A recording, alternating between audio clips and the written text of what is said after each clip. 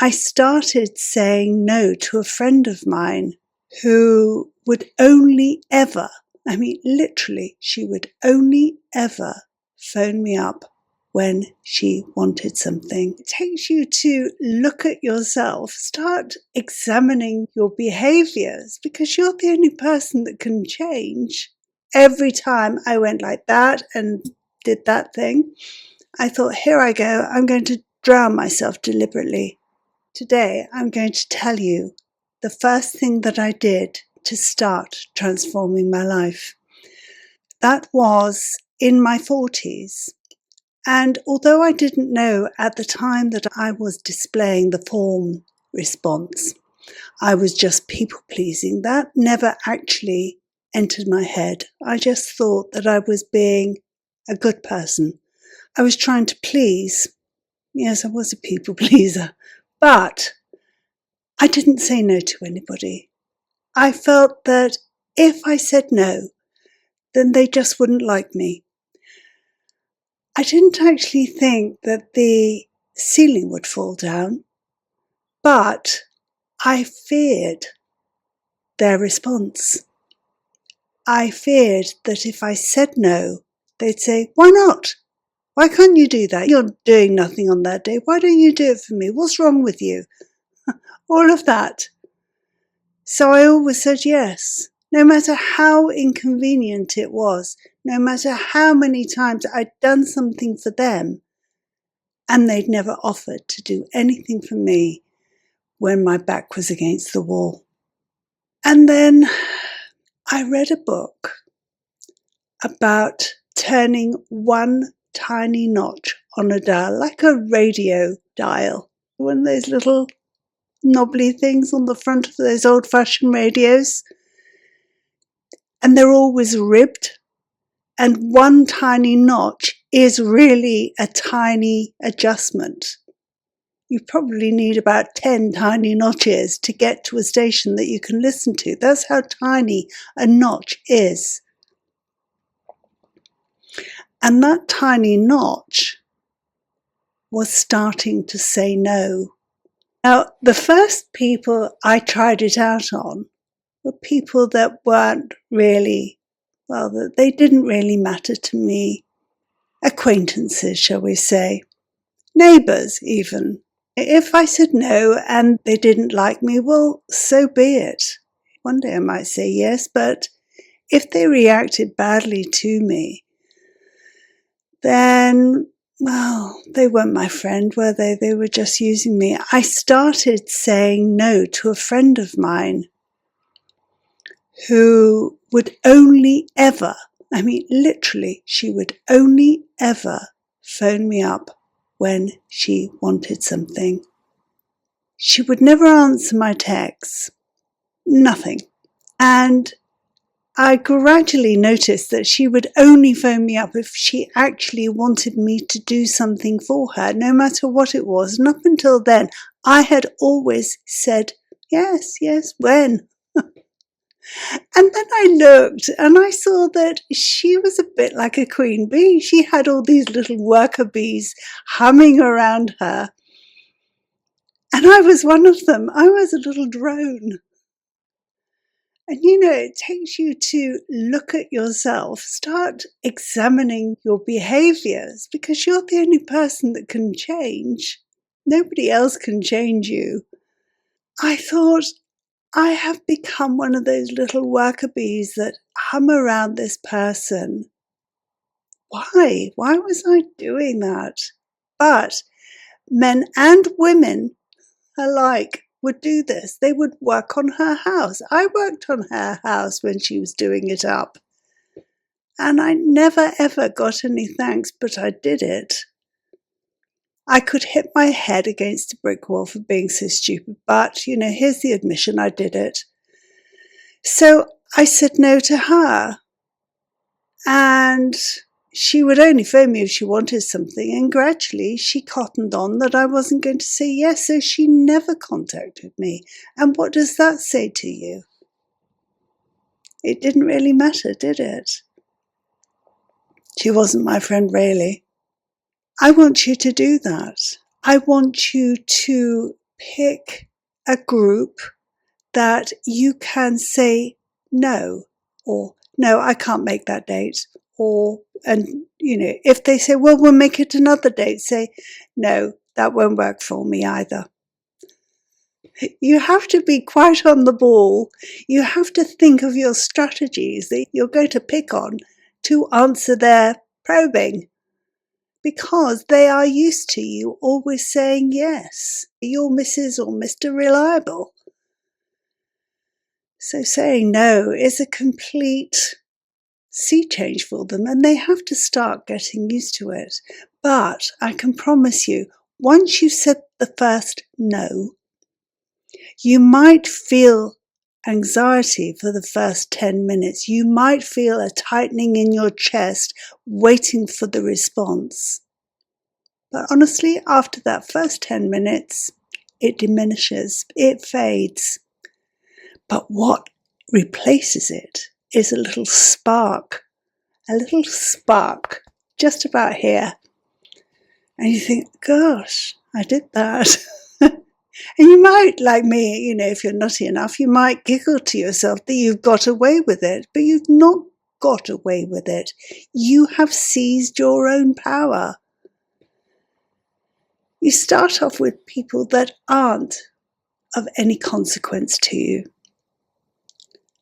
And then you start with friends, or somebody who is quite close and has been in your life for quite a long time.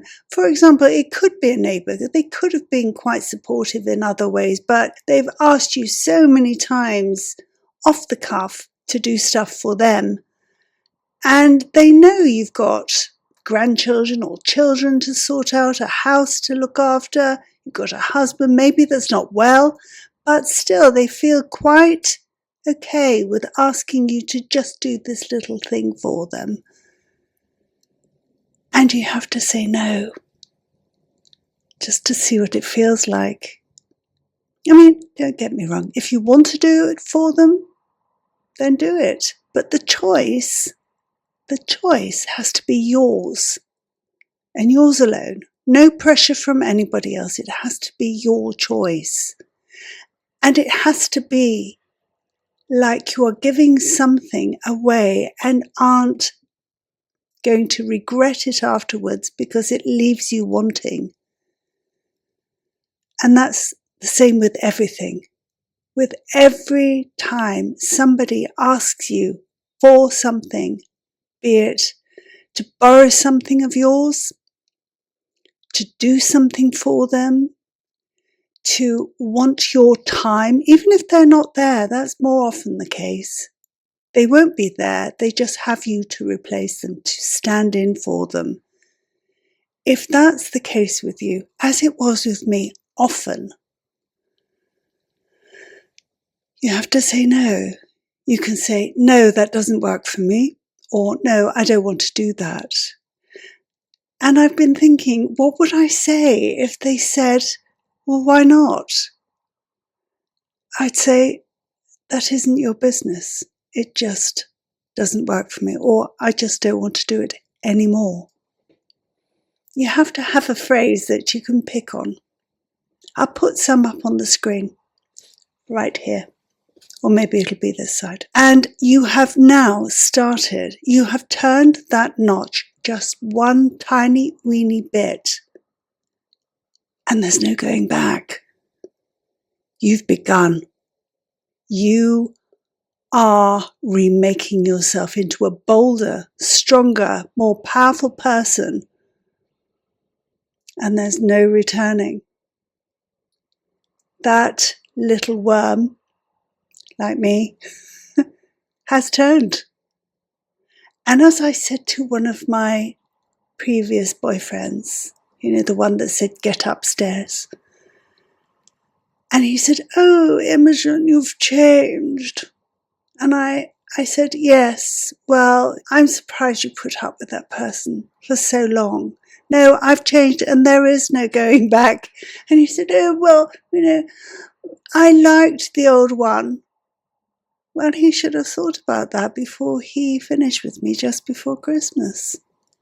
But I had changed. And there was no going back. And it gives you a little thrill just here. It's like a bubbling. You can feel it bubbling in your solar plexus. It's a bubble of excitement because personal growth is exciting. It makes you realize what you've been missing all of these years. So I challenge you this week, find people that are of no consequence to you, that you say no to, be it, a distant neighbour, an old friend that you haven't seen for years, somebody at a school. I'll let you choose. But just say, no, thank you. No, that doesn't work for me. No, I can't help you. Don't apologise. Otherwise, they'll try and get you on the hook for something else. The following week, take it up a notch. Make it your friends that you say no to. And the week after that, turn the notch just a little bit more and feel able to practice on your family. They will get used to it. They will think, oh, well, she's changed. I wonder what brought that about. But they will get used to it. And more importantly, that tiny, weeny, little wizened muscle that is your strength will start to grow. And once it's started to grow, there is no going back. It only gets stronger and stronger. I know you can do it because this little mouse did it, 20 years ago. So you can definitely do it. I would never have said boo to a goose in those days. And then one day I changed. And the more I did it, the less fearful I was. Until nowadays, I have no problem at all saying, no, thank you. I can't do that. I don't want to do that. I even say it to my darling boy. No, I don't want to go on holiday. You go on holiday if you want. But really, I just don't want to. I don't like going on holiday. It is horrible for me to go on holiday. And I just don't want to. And that took me a long time. If I tell you, now here's the thing. If I tell you, I learned how to ski for one husband. I hated it. Went on lots of skiing holidays. I hated them. I learned how to sail for another boyfriend. I hated it. I did the whole course thing. I went on lots of sailing trips. I hated them. I learned how to deep sea dive for another partner. That was terrifying, I can tell you, and I hated every minute of it. Every time I went like that and did that thing, I thought, here I go, I'm going to drown myself deliberately. I wish I could have said no then. And I wouldn't have had to have put myself through all that rubbish, because I've never done it again. But we do things, don't we? We do things that we don't want to do because we want to make them happy. Well, it's our time now. We can make ourselves happy. And I can tell you, saying no does make me very, very happy. Next week, I'm going to do another topic on the same thing, on how we can manage our feelings and how we can manage the fear. And in the meantime, if you have been, thanks so much for watching. Lots of love and lots of saying no. Bye-bye.